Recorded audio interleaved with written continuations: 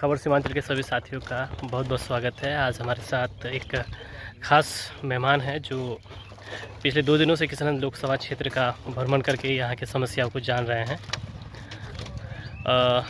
उससे आज हम आपको मिलवाएंगे और जानेंगे कि वो पिछले 2 दिनों में किशनगंज लोकसभा क्षेत्र को जो भ्रमण किए हैं, क्या कुछ ऑब्जर्व किए हैं, क्या कुछ देखे हैं और यहाँ की समस्याओं को वो किस यहाँ की समस्याओं को लेकर के उसका क्या कुछ तजुर्बा रहा है।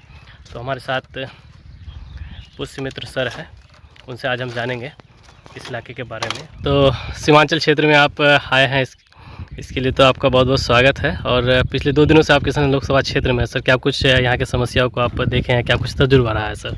देखिए, ये मेरे लिए भी बहुत अफसोस की बात है कि मैं रहने वाला सीमांचल का ही हूँ, पूर्णिया का रहने वाला हूँ, लेकिन मैं इस इलाके में कभी घूमा नहीं था जी। ख़ासतौर पर पूर्णिया में 22 से लेके इधर का किशनगंज का इलाका जो है, ये मैं पहली बार घूम रहा हूँ। ख़ासतौर यहाँ की जो नदियाँ हैं उसका जो व्यवहार है इसको समझ रहा हूँ। मुझे नहीं अंदाज़ा था कि यहाँ इतनी सारी नदियाँ महानंदा बेसिन में एक साथ बहती हैं जी। अभी मेरे समझ में आया जब मैं पूर्णिया जिला के इलाके में अमौर, बायसी, रौटा इन इलाकों में घूम रहा था तो पता चला कि कम से कम आधा दर्जन ऐसी नदियाँ हैं। महानंदा है, कनकई है, परमान है, बकरा है, डोक है, इस तरह की इतनी सारी नदियां हैं जो 5-5, 7-7 किलोमीटर की दूरी पर बहती हैं और उनके बीच में सैकड़ों गांव ऐसे हैं जो आवागमन की समस्या से जूझते हैं, क्योंकि यहाँ जितनी बड़ी संख्या में पुलों की ज़रूरत है उतनी पुल यहाँ है नहीं।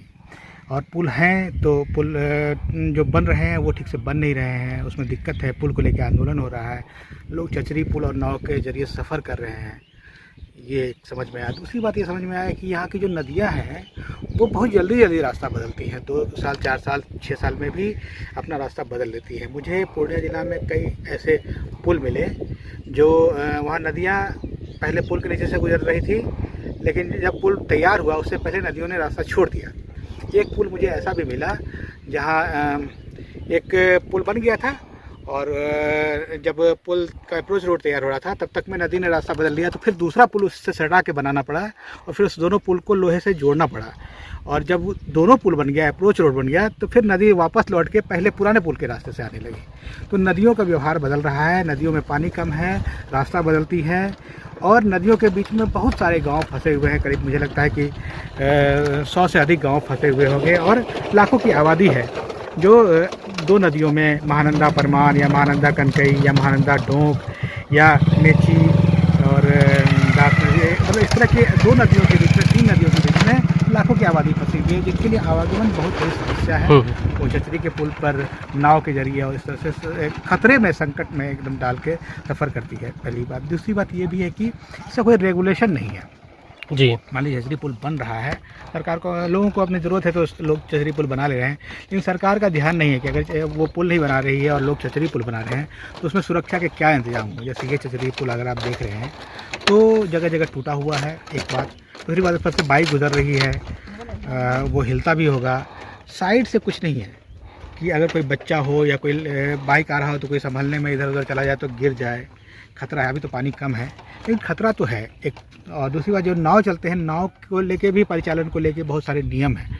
मोटर बोट अधिनियम जो है बिहार सरकार का, उसमें है कि आप सुरक्षा जैकेट हो, नाव में कितने लोग बिठा सकते हैं, कैसे बिठा सकते हैं, उसका क्या इंतजाम हो, ये सब कहीं पालन नहीं हो रहा है, सरकार का कहीं ध्यान नहीं है। खतरा है, या आवागमन की सुविधा नहीं है, खतरा है। लोग अपने तरीके से जो कर रहे हैं, जैसे चल रहे हैं, उसमें बहुत खतरा है और सरकार का ध्यान नहीं है। यहाँ बड़े संख्या में पुलों की ज़रूरत है, ये मेरे समझ में आया। तो आप कोसी और मेची इसको लेकर के भी बात कर रहे थे? हाँ, ये मैं मेची नदी के किनारे में अभी खड़ा हूँ और मुझे लगता है कि यहाँ से अगर हम पश्चिम जाते हैं तो कम से कम 100-150 किलोमीटर की दूरी पर कोसी नदी है। इस दोनों को कैसे लिंक करेंगे ये समझ में नहीं आ रहा। हालांकि मैंने देखा नहीं है उसका क्या प्रोजेक्ट है, प्रोजेक्ट देखने के बाद हो सकता है समझ में आए, लेकिन दोनों के बीच में बहुत दूरी है। और मेची नदी तो बहुत कम हिस्सा मेची नदी का भारत में बहता है, बिहार में। पता नहीं कैसे लिंक करेंगे। इसको दी। ये थे हमारे साथ पुष्यमित्र सर, जो आपको किसान लोकसभा क्षेत्र की 2 दिनों का तजुर्बा बता रहे थे। हालांकि इतनी सारी बातें हैं, ये किसी से छुपी हुई नहीं है। सरकार कहीं ना कहीं इस इलाके को लेकर के अनदेखी कर रही है। तो हम लोग लगातार आपको दिल्ली गाँव एरिया से यहाँ का रिपोर्ट दिखाते हैं, और आगे भी अगर कुछ बदलाव हो रहा है तो आगे भी आपको दिखाते रहेंगे। तो फिलहाल के लिए हमारे साथी करण कुमार के साथ मैं इमरान रजा, दीजिए इजाज़त।